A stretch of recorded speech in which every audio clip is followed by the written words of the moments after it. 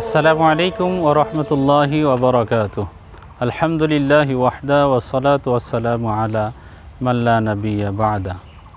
আল ইতিসাম টিভির সম্মানিত প্রিয় দর্শক, আল ইতিসাম টিভির পক্ষ থেকে আপনাদেরকে জানাই আন্তরিক মোবারকবাদ। আল ইতিসাম টিভির পক্ষ থেকে উপস্থিত হয়েছে আমি আমিনুল ইসলাম। আজকের পঞ্চম পর্বে আপনাদেরকে শেষ পর্যন্ত সঙ্গে থাকার জন্য সাদর আমন্ত্রণ জানাচ্ছি।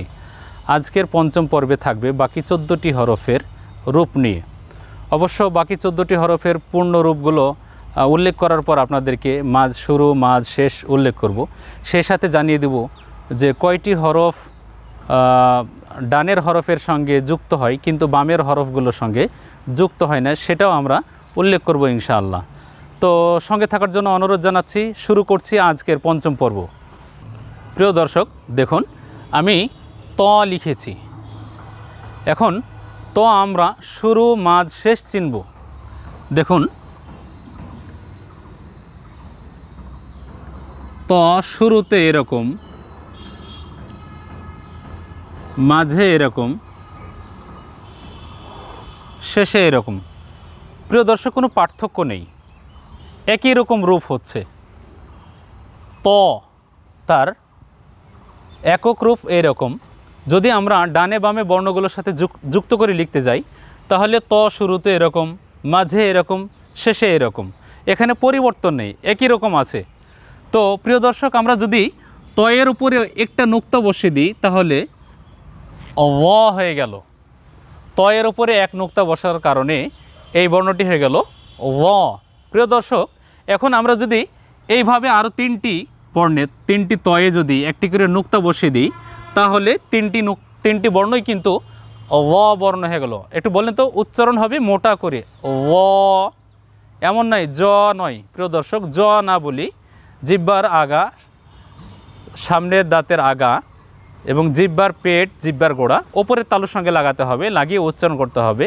চেষ্টা করুন জিহ্বার আগা, সামনের দাঁতের আগা, জিহ্বার পেট এবং জিহ্বার গোড়া ওপরের তালুর সাথে লাগানোর জন্য। দেখুন ও, খুবই সহজ।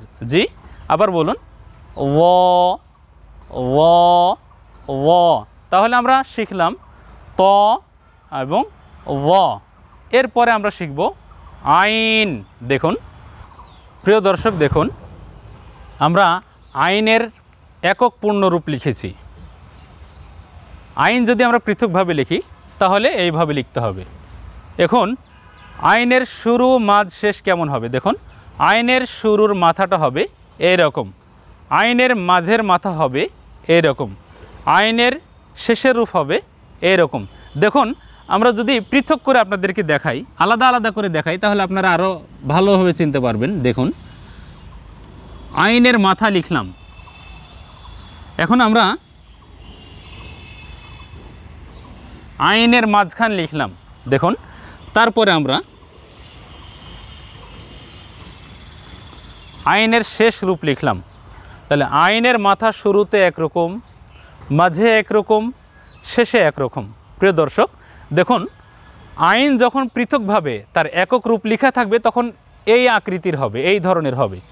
যখন যুক্ত করে লেখা হবে তখন তার শুরুটা হবে এইরকম, মাঝখান হবে এইরকম, তার শেষ হবে এইরকম।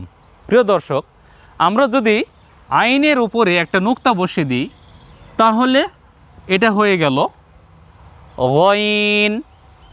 আইন বর্ণের উপরে একটা নুক্তা দেওয়ার কারণে বর্ণটি হয়ে গেল গইন। আপনাদেরকে সতর্ক করেছিলাম যে এই বর্ণ উচ্চারণ করার সময় সতর্ক থাকতে হবে যেন মুখ গোল না হয়ে যায়। দেখুন আমরা বলেছিলাম যে গইন এটা হলো শুদ্ধ নয়, অশুদ্ধ। বিশুদ্ধ কেমন? গ, মুখটা স্বাভাবিক থাকবে, মুখকে স্বাভাবিক রেখে উচ্চারণ করতে হবে। দেখুন গইন। তাহলে আমরা গইনের একক পূর্ণরূপ পেলাম। এখন যদি আমরা এইখানে তিনটি জায়গাতে, তিন স্থানে যদি আমরা একটি করে নুক্তা বসিয়ে দিই তাহলে গইনের শুরু এরকম, শেষ এরকম, মাঝখান এরকম, শেষ এরকম। দেখুন আমরা যদি পৃথক করে দেখাই তাহলে গইনের শুরু, গইনের মাঝখান, গইনের শেষ। তাহলে আমরা গইন চিনলাম, তার পূর্ণ রূপ চিনলাম, গইনের শুরু, মাঝ, শেষ। আমরা পৃথক করে দেখিয়েছি গইন শুরুতে একরকম, মাঝে একরকম, শেষে একরকম। প্রিয় দর্শক, তাহলে আমরা একটি বর্ণ দিয়ে দুইটি বর্ণ শিখলাম, আইন দিয়ে দুইটি বর্ণ শেখা হলো। কি আইন শিখলাম, আইনের শুরু মাঝ শেষ, এবং সেই সাথে শিখে নিলাম আমরা গইন বর্ণ। তাহলে আমাদের শেখা হলো দুইটি বর্ণ আইন দিয়ে। প্রিয় দর্শক, এরপরে আমরা ফা দিয়ে শিখব। প্রিয় দর্শক দেখুন, আমি ফা এর একক পূর্ণরূপ লিখেছি। ফা এককভাবে পৃথকভাবে লিখলে এই রকম করে লিখতে হবে। এখন আমরা তার ফা এর আমরা যুক্ত রূপ দেখব। ফা শুরুতে একরকম, মাঝে একরকম এবং শেষে একরকম। দেখুন, আমরা যদি একটা করে নুক্তা বসিয়ে দিই তাহলে ফা হয়ে গেল। তার একক রূপ হলো এই রকম, ফা শুরুতে হবে একরকম, ফা মাঝে হবে একরকম, ফা শেষে হবে তার রূপ ভিন্ন, ফা। প্রিয় দর্শক, আমরা যদি পৃথক করে আপনাদেরকে দেখাই তাহলে দেখুন, ফায়ের শুরুটা হবে এই রকম। এরপরে যদি আমরা আপনাদেরকে মাঝটা দেখাই তাহলে মাঝটা হবে এরকম। প্রিয় দর্শক, এরপরে যদি আমরা শেষের রূপ আপনাদেরকে দেখাই তাহলে শেষের রূপটা হবে এরকম। দেখুন, আমাদের শুরু মাঝ শেষ চেনা হয়ে গেল ফা বর্ণের। দেখুন, তার একক রূপ এখানে দেয়া আছে আলাদা করে, ফা তার শুরুতে একরকম, মাঝে একরকম, শেষে একরকম। প্রিয় দর্শক, দেখতে একই, পার্থক্য নেই। এখন আমরা এই বর্ণকে বানাবো কফ। দেখুন, আমরা যদি ফায়ের সঙ্গে অতিরিক্ত একটা বর্ণ নুক্তা বসিয়ে দিই, আমরা ফায়ের সঙ্গে আরও একটি নুক্তা যুক্ত করলাম, তার সাথে বসিয়ে দিলাম, তাতে ওই বর্ণটি হয়ে গেল কফ। কিন্তু পার্থক্য হলো একটি জিনিস, সেটি হলো কি, আপনাদেরকে দেখাচ্ছি, আপনারা দেখতে থাকুন, যে ফায়ের পেটটা একটু লম্বা হয় আর কফের পেটটা একটু গোল হয়, যার কারণে কফ এবং ফায়ের পেটের মধ্যে একটু পার্থক্য আছে। ফা হবে লম্বা পেট আর কফের পেটটা হবে গোল। তো আমরা দুই নুক্তা দিয়ে বসালাম হলো কফ। প্রিয় দর্শক, এখন এখানে পার্থক্য বলতে, এখানে ফায়ের সাথে একটা নুক্তা বসিয়ে দিলে কফ, মাঝে আর একটা নুক্তা বসিয়ে দিলে কফ, আর শেষে আর একটা নুক্তা বসিয়ে দিলে কফ। কতগুলো কোরআন মাজিদে কফের রূপ এরকম লম্বা থাকে, আবার কতগুলো কোরআন মাজিদে কফের রূপটা পেট একটু গোল হয়। প্রিয় দর্শক দেখুন, কফের রূপ এরকম গোল হবে। প্রিয় দর্শক, এ হলো কফ। তাহলে আমরা চিনলাম ফা দিয়ে দুইটি বর্ণ, ফা এবং কফ। আমরা যদি এখানে পৃথকভাবে চিনতে যাই তাহলে ফায়ের সঙ্গে আরেকটা নুক্তা বসিয়ে দিলে হয়ে গেল কফ, মাঝে যদি আরেকটা নুক্তা বসিয়ে দিই তাহলে হয়ে গেল কফ, আর শেষে যদি আরেকটা নুক্তা বসিয়ে দিই হয়ে গেল কফ। শুধুমাত্র পার্থক্য কি, ফায়ের পেট লম্বা আর কফের পেট হবে গোল। প্রিয় দর্শক, আমরা চিনে গেলাম ফা এবং কফ। প্রিয় দর্শক, এখন আমরা চিনব লাম। প্রিয় দর্শক দেখুন, আমি লামের একক পূর্ণরূপ লিখেছি। এখন আমরা লামের শুরু মাঝ শেষ কেমন হবে তা আমরা আপনাদেরকে জানাচ্ছি। প্রিয় দর্শক দেখুন, লাম আমরা এইভাবে বাঁকা করে লিখব। আমরা এর আগে শিখেছিলাম আলিফ। আমি বলেছিলাম যে আলিফের শুরুটা একক থাকবে, মাঝটা এইরকম হবে, শেষটা এরকম হবে। আলিফের পূর্ণরূপ এইভাবে, শব্দের মাঝে আলিফ এইভাবে, শব্দের শেষে আলিফ এইভাবে থাকবে। এখন কথা হলো, যদি আমরা লামকে চিনতে যাই তাহলে লাম কেমন হবে। অনেক সময় মানুষ, আমরা এমনও দেখেছি যে আমাদের অনেক শিক্ষার্থী ভাইয়েরা আলিফকে লাম বলে বা লামকে আলিফ বলে ফেলে। কেমন করে দেখুন, এই যে আমরা বসালাম লাম, কিন্তু এটাকে অনেকেই আলিফ বলে ফেলেন। এজন্য দেখতে হবে যে এই দিক থেকে ডান দিক থেকে যুক্ত হয়ে বাঁ দিকে যদি আর না নেমে আসে তাহলে সেটা আলিফ, আর যদি এরকম বাঁ দিকে নেমে আসে তাহলে সেটা হবে লাম। প্রিয় দর্শক, তাহলে লামের মাঝে এক রূপ, লামের শুরুতে এক রূপ, মাঝে এক রূপ, আর লামের শেষে হলো আর এক রূপ। দেখুন, লামের শুরু মাঝ শেষ, লামে কোনো নুক্তা নেই, যার কারণে লাম সদা সর্বদাই কী থাকবে, খালি থাকবে, নুক্তাবিহীন। মনে করবেন না যে লামের নুক্তা কই, লামের কোনো নুক্তা নেই, নুক্তাবিহীন লাম।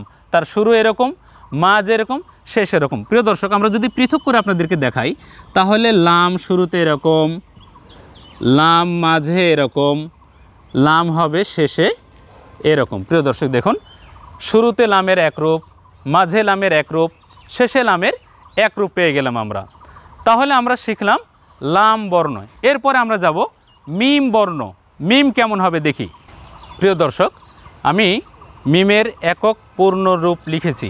এখন আমরা মিম চিনব শুরুতে কেমন হয়, মাঝে কেমন হয়, শেষে কেমন হয়। প্রিয় দর্শক দেখুন, মিমের মুখটা শুরুতে এরকম গোল হবে, গোল হয়ে ওপরে একটা দাঁত উঠবে, মাঝের রূপ আসবে, এইখানে একটা তল দিকে একটা গোল মুখ লাগিয়ে দিলেই মাঝের রূপ হয়ে গেল।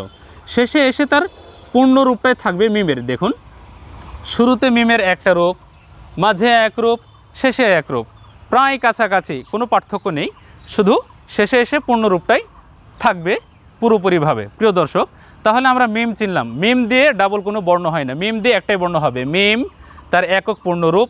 মিমের শুরু এক ধরনের, মাঝে এক ধরনের, শেষে আরেক ধরনের। আমরা যদি পৃথক করে আপনাদেরকে দেখাই, মিম, তারপরে মিম, মিম। দেখুন, মিমের শুরুতে একরূপ, মাঝে একরূপ, শেষে একরূপ। প্রিয় দর্শক, এর পরের বর্ণ আসবে নুন, যা আমরা বায়ের সঙ্গে আপনাদেরকে শিখিয়ে দিয়েছি। এরপর আমরা হা শিখব। হা বর্ণ কেমন হবে। প্রিয় দর্শক দেখুন, হায়ের একক পূর্ণ রূপ লেখা আছে, আমি লিখেছি হা। এখন হা এইভাবে এককভাবে থাকলো বা থাকবে কোরআন মাজিদে, কিন্তু হা শুরুতে কেমন হবে, মাঝে কেমন হবে, শেষে কেমন হবে সেটা আপনাদেরকে দেখাচ্ছি। দেখুন, যে আমরা যদি এইভাবে ধরি, প্রিয় দর্শক দেখুন, হা শুরুতে একরকম, মাঝে একরকম, শেষে আর একরকম। পৃথক পৃথক রূপ আছে, শুরুতে এক ধরনের রূপ, মাঝে এক ধরনের রূপ, শেষে আরেক ধরনের রূপ। প্রিয় দর্শক, আমরা যদি আপনাদেরকে আলাদা করে দেখাই, দেখুন হায়ের শুরুর রূপটা এইরকম হবে। এরপরে যদি আমরা হায়ের মাঝের রূপ দেখাই, তাহলে নিচে নেমে এসে ওপরে এরকম একটা প্যাঁচ হয়ে গোল মাথা হবে। তারপরে আমরা শেষের রূপ যদি আপনাদেরকে দেখাই, তাহলে ওপরে উঠে এরকম হবে হা। হায়ের শুরুর রূপ, মাঝের রূপ, শেষের রূপ। প্রিয় দর্শক, হায়ের একক পূর্ণ রূপ। হা যুক্ত হয়ে শুরুতে এরকম, মাঝে এরকম, শেষে এরকম। পৃথকভাবে হা এইভাবে, হায়ের মাথা, হায়ের মাঝের মাথা, হায়ের শেষের মাথা, আমি উল্লেখ করলাম হা বর্ণ। প্রিয় দর্শক, এরপরে থাকলো ইয়া এবং হামজা। ইয়া তো আমরা বায়ের সঙ্গে শিখিয়েছি, যার কারণে এখানে দুইবার উল্লেখ করছি না, দ্বিতীয়বার উল্লেখ করছি না, যেহেতু আমাদের শেখা হয়ে গেছে। এরপরে থাকলো হামজা। তো হামজা নিয়ে আমরা আলোচনা করছি, হামজার আরও বাকি কয়টি বর্ণ নিয়ে আপনাদের সাথে আলোচনা করব। তবে যুক্ত বর্ণগুলো আমাদের শেখা হয়েছে হা পর্যন্তই, হা দিয়ে আমাদের শেষ। এখন আপনাদেরকে দেখাবো যে বর্ণগুলো ডানের বর্ণের সঙ্গে যুক্ত হয় কিন্তু বামের বর্ণের সাথে যুক্ত হয় না, সেগুলো আপনাদেরকে দেখাবো। যে 8টি বর্ণ বামের বর্ণের সাথে যুক্ত হয় না, প্রিয় দর্শক দেখুন, তার একটি হলো দাল। দেখুন, দাল কিন্তু বামের কোনো বর্ণের সাথে যুক্ত হবে না, দাল কিন্তু বামের কোনো বর্ণের সঙ্গে যুক্ত হবে না। দেখুন, আমরা যদি যুক্ত করতে চাই, ধরুন আমরা দাল লিখলাম, দাল লেখার পরে আমরা কি লিখব, দাল লেখার পরে আমরা যদি মিম লিখি, তাহলে কিন্তু দাল আর দাল থাকলো না। কেন দাল আর দাল থাকলো না? কেন? এই কারণে যে এখানে একটা ফোঁটা দিয়ে দিলে, নুক্তা দিয়ে দিলে হয়ে গেল বা, ওপরে 2টা নুক্তা দিলে হয়ে গেল তা, ওপরে 3টে নুক্তা দিয়ে দিলে হয়ে গেল সা। এই জন্য দাল মানে এক কথায় মোট 8টি বর্ণ ডানের বর্ণের সঙ্গে যুক্ত হবে, কিন্তু বামের বর্ণের সঙ্গে যুক্ত হবে না। এই কয়টা আপনাদেরকে আমি এখন আলাদাভাবে দেখাচ্ছি। প্রিয় দর্শক, আপনারা দেখুন, দাল, জাল, র, জা, ওয়াও, হামজা, আলিফ। আর সেই সাথে আমরা বসিয়ে দেব ত, যা আমরা পড়েছিলাম, তকে দেখিয়েছিলাম, কিন্তু তও তার কোনো পরিবর্তন নেই, শুরু মাঝ শেষে কোনো পরিবর্তন নেই। দেখুন 8টি বর্ণ, দাল, জাল, র, জা, ওয়াও, হামজা আলিফ ত। যদি আমরা 8টি না বলে 7টি বলি সেটাও ঠিক হবে। কেন? তকে আমরা মুছে দিলাম। ত বাঁ দিকের বর্ণের সঙ্গে যুক্ত হয়, কিন্তু রূপ তার একই ধরনের হয়। ত ডানে বামে উভয় বর্ণের সঙ্গে যুক্ত হয়, কিন্তু রূপ তার একই ধরনের হয়। আমরা নিতে পারি 7টি বর্ণ। আপনারা যদি বলেন যে 7টি বর্ণই ঠিক, যে বাঁ দিকের বর্ণের সঙ্গে যুক্ত হয় না, ডান দিকের বর্ণের সঙ্গে যুক্ত হয়, আমরা সেভাবে আপনাদেরকে বোঝাচ্ছি। দেখুন 7টি বর্ণ ধরে নিলাম আমরা, যে 7টি বর্ণ বাঁ দিকের। প্রিয় দর্শক, বাকি যে 7টি বর্ণ থাকলো যা ডান দিকের বর্ণের সঙ্গে যুক্ত হবে, কিন্তু বাঁ দিকের বর্ণের সঙ্গে যুক্ত হবে না। আমি আপনাদেরকে বলে দিচ্ছি। দাল, জাল, র, জা, ওয়াও, হামজা, আলিফ। এই 7টি বর্ণ ডানের বর্ণের সঙ্গে যুক্ত হবে, কিন্তু বাঁ দিকের বর্ণের সঙ্গে যুক্ত হবে না। আমি একটু আপনাদেরকে দেখিয়ে দিই, তাহলে আপনারা বুঝতে পারবেন। ধরুন আমরা এখানে বা বর্ণ লিখলাম, বা বর্ণ লিখার পরে আমরা একটি দাল লিখলাম। দেখুন এখানে বা এবং দাল যুক্ত হচ্ছে, কিন্তু দালের সঙ্গে আর বায়ের কোনো বর্ণের সঙ্গে যুক্ত করা যাবে না। আর যুক্ত করলে এই বর্ণটির রূপ আর ঠিক থাকবে না। যার কারণে এই 7টি বর্ণ সদা সর্বদাই বাঁ দিকের বর্ণের সঙ্গে, বাঁ দিকের বর্ণ থেকে পৃথক থাকবে, শুধুমাত্র ডান দিকের বর্ণের সঙ্গে যুক্ত হবে। তো আপনাদের প্রতি অনুরোধ জানাচ্ছি যে আমরা পঞ্চম পর্বে বাকি যে 14টি হরফ আমাদের ছিল, সেই 14টি হরফ আপনাদেরকে জানালাম। এই 14টি হরফ এবং চতুর্থ পর্বের 15টি হরফ, 2 পর্ব মিলে আমরা যদি আরবি হরফের রূপ চিনতে পারি, অবশ্যই আমরা ইনশাআল্লাহ কোরআন মাজিদ পড়তে পারবো। আমাদের জন্য খুবই সহজ হবে। প্রিয় দর্শক, ষষ্ঠ পর্বে আমাদের থাকবে উচ্চারণে প্রায় কাছাকাছি, কিন্তু মাখরাজ ভিন্ন, সিফাত ভিন্ন। মাখরাজ সিফাত এই দুইটি ভিন্ন হওয়ার কারণে অর্থ ভিন্ন হয়। যার কারণে আমাদেরকে ওই উচ্চারণে কাছাকাছি হরফগুলোকে ভালো করে আয়ত্ত করতে হবে, যাতে করে কোরআন মাজিদ তেলাওয়াতের সময় অর্থের কোনো পরিবর্তন না হয়ে যায়। তাহলে ষষ্ঠ পর্বে আমরা সেই হরফগুলো নিয়ে আলোচনা করব ইনশাআল্লাহ। আজকের পর্ব এ পর্যন্তই। আসসালামু আলাইকুম ওয়া রাহমাতুল্লাহি ওয়া বারাকাতুহু।